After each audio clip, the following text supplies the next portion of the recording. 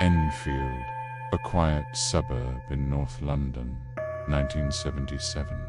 A normal, simple life in a modest, semi-detached house. Single mother Peggy Hodgson lived with her 4 children. It was a picture of ordinary suburban life, filled with the everyday routines and laughter of a young family trying to make their way. But on a seemingly peaceful summer night in August, that tranquility was irrevocably shattered by an unexplainable and malevolent force. What began with a whisper of unease would soon escalate into a storm of paranormal activity that held a family, a community, and eventually the entire nation in its terrifying grip. This was the beginning of the Enfield Poltergeist case, a true haunting that rocked Britain and shocked the world, defying all rational explanations, and becoming one of the most documented and debated paranormal cases in history. It all began on the night of August 30th, 1977.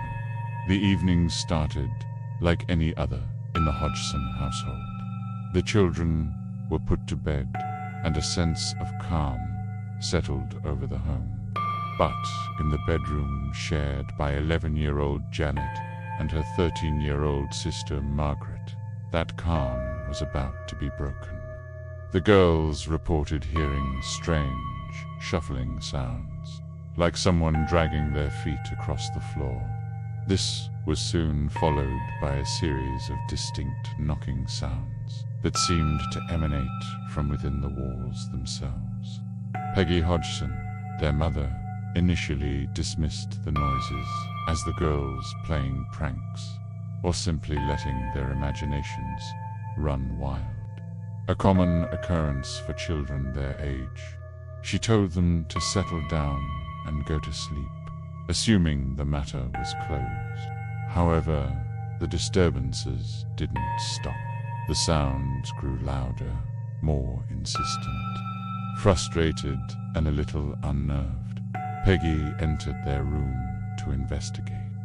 It was then that she witnessed something that defied all logic, something that turned her skepticism into pure, cold fear. Before her very eyes, a heavy, solid oak chest of drawers began to slide across the floor. It moved on its own, propelled by an unseen force, an impossible event unfolding in the small bedroom. Terrified, Peggy tried to push the heavy furniture back into place, but it resisted her efforts as if being held by an invisible, powerful hand. Overcome with panic and desperate for help, she gathered her children and fled to a neighbor's house, her mind reeling from what she had just seen. Feeling she had no other choice, she placed a call to the police.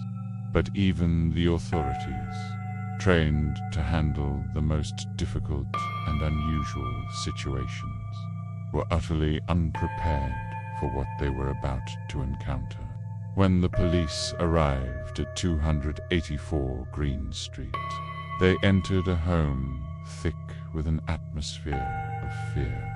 Peggy Hodgson, visibly shaken, recounted the impossible events. The officers, likely skeptical, began their inspection of the house, searching for any sign of an intruder or a rational explanation for the family's distress.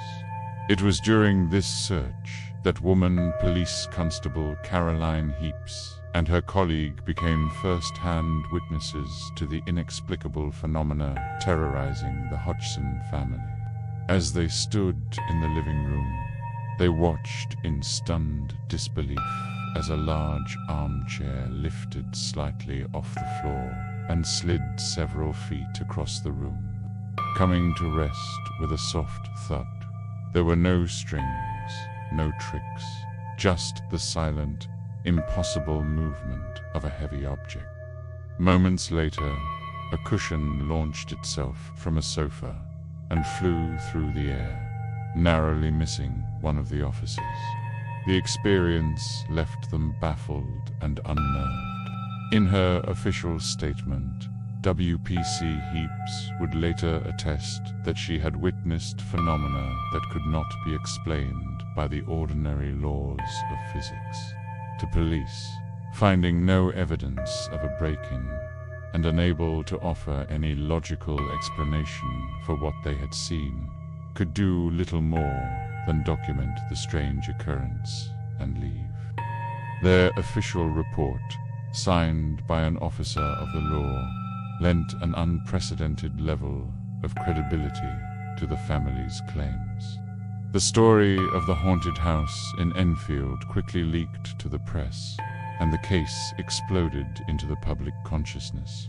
It drew the immediate attention of the media and paranormal investigators from across the country, including prominent members of the Society for Psychical Research.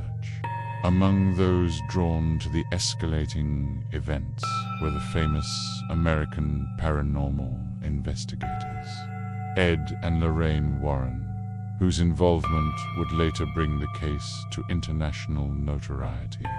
As the investigation deepened, the poltergeist's power escalated in terrifying and deeply personal ways. The paranormal activity, which had started with knocks and moving furniture, began to center almost exclusively on 11-year-old Janet. She became the unwilling focal point of the entity's torment. The phenomena grew more violent and shocking. Janet was frequently and forcefully thrown from her bed by an invisible force, her small body flung across the room. More astonishingly, she was witnessed levitating in midair, her body held aloft as if suspended by invisible strings. These events were captured in a series of now iconic photographs, showing her in a state of distress, suspended horizontally above her bed, an image that has become synonymous with the Enfield case. But perhaps the most disturbing development of all was the emergence of a voice. By a deep, gravelly, and undeniably male voice began to speak directly from Janet. The voice was guttural and coarse, a stark and chilling contrast to the young girl's own. It identified itself as Bill Wilkins, a man who claimed he had lived and died in that very house years before. Just before I died, the voice rasped through Janet. I went blind. And then I had a hemorrhage and I fell asleep, and I died in the chair in the corner downstairs.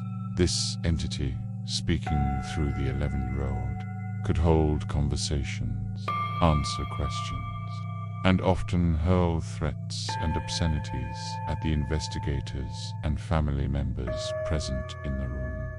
Eerily, this voice was sometimes heard speaking simultaneously with Janet's own normal voice, a phenomenon that defied any simple explanation of ventriloquism.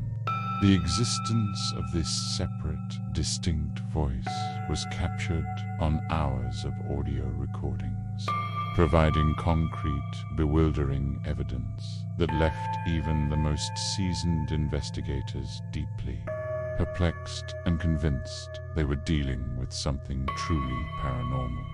For 18 long and harrowing months, the Hodgson home was a battlefield of supernatural chaos. The family lived in a constant state of terror, besieged by a relentless barrage of paranormal phenomena. Objects of all sizes, from small toys and marbles to heavy pieces of furniture, would fly across rooms with incredible force and velocity, narrowly missing family members and investigators. Loud, percussive bangs and inexplicable knocking sounds echoed through the house at all hours of the day and night. originating from within walls, floors, and ceilings. Spontaneous fires would erupt and then extinguish themselves just as quickly. The sheer volume and consistency of the activity were staggering. The house on Green Street became a hub for a revolving door of investigators, scientists, journalists, and skeptics, all hoping to witness the phenomena for themselves. The primary investigators, Maurice Gross and Guy Lyon Playfair, members of the Society for Psychical Research, dedicated themselves to meticulously documenting the case. They set up cameras, microphones, and other recording equipment throughout the house, amassing an unprecedented archive of evidence. Hundreds of hours of audio interviews, thousands of photographs, and detailed written logs of every single event. While there were some suspicions and accusations that Janet was faking some of the events, she herself later admitted to fabricating a small percentage of incidents. To test the investigators, the vast majority of the phenomena witnessed by dozens of independent observers could not be explained away as a childish prank. The sheer force, complexity, and consistency of the events led Grass and Playfair to affirm that a genuine supernatural entity was at work, making the Enfield case one of the most thoroughly documented poltergeist accounts in history. After nearly 2 years of relentless activity, the Enfield Poltergeist phenomena gradually began to subside, eventually fading away almost as mysteriously as it had begun. But the questions it raised remain, lingering like a shadow over the quiet suburban street. Was it all an elaborate and incredibly sophisticated hoax orchestrated by a troubled young girl? Or was the Hodgson family truly tormented by a genuine supernatural entity that chose their humble house as its abode, its playground of terror? The Enfield case forever changed how we view and investigate supernatural phenomena, becoming a pivotal and controversial landmark in the history of parapsychological research. And for those who lived through it, for the family that endured the terror day after day, it was never a game, never a prank. It was a real and visceral experience that has haunted them to this very day.